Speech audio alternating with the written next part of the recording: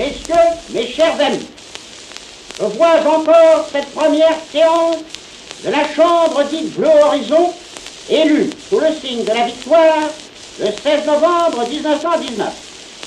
C'était le 7 décembre suivant. Clémenceau faisait accueil, en quelques paroles émouvantes et brèves, aux nouveaux députés de l'Alsace-Lorraine recouvrés. Nous étions beaucoup de la génération de la défaite qui avions des larmes dans les yeux. Et cet enthousiasme, mêlé aux souvenirs des deuils récents, était partagé par nos collègues alsaciens et lorrains, parmi lesquels trois prêtres, les abbés Vetterlé, Achtil et Müller. Je ne sais quel crétin d'assemblée, ayant voulu prendre la parole après Clémenceau, je lui criais de ma place: cette journée n'est pas la vôtre, cette journée est à la France. Ce fut mon début parlementaire. Qui nous aurait dit que 8 ans plus tard, la victoire serait sabotée comme elle l'a été par un vieux souteneur ramolli, Aristide Briand, auquel Clémenceau, en cette première séance, avait ostensiblement refusé la main. Je vois encore Aristide, sous sa tignasse crasseuse, s'approchant du père la victoire, prendre une patte molle, équilibrée, la patte de Locarno et du rapprochement franco-allemand, et Clémenceau dérobant sa main gantée de gris. On sait qu'il est le seul homme politique de la République qui n'ait pas été aveuglé par les contacts jusqu'à la prostitution de sa poignée de main.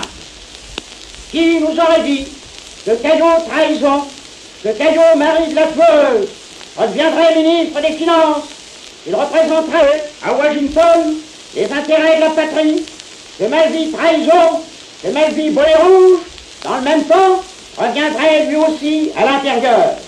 Qui nous aurait dit que la République, après avoir, par son impréparation militaire, coûté au pays 1700 000 de ses meilleurs enfants, jetterait de nouveau au joug allemand, à la menace d'une invasion nouvelle, d'un 6e en 136 ans.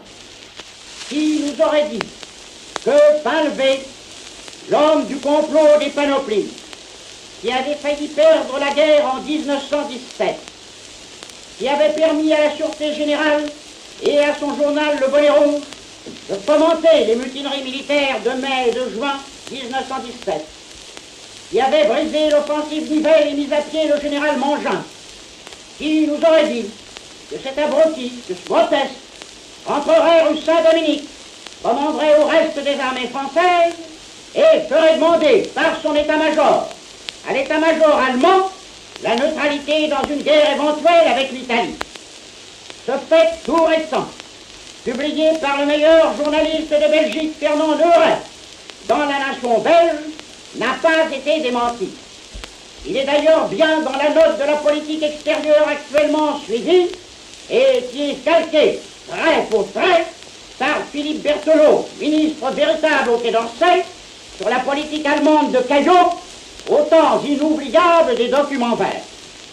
Mais qui nous aurait dit surtout que 8 ans plus tard, la représentation d'Alsace-Lorraine compterait quelques députés autonomistes, c'est-à-dire protestataires et communistes, élus par une monstrueuse collusion, et qu'on verrait Berton, avocat communiste, porté en triomphe par des fachauers en soutane. De tels spectacles se comprendraient mal si l'on ne savait que le démocratisme dit chrétien est l'allié naturel d'une révolution sanglante dont il ne cesse d'ailleurs de se réclamer.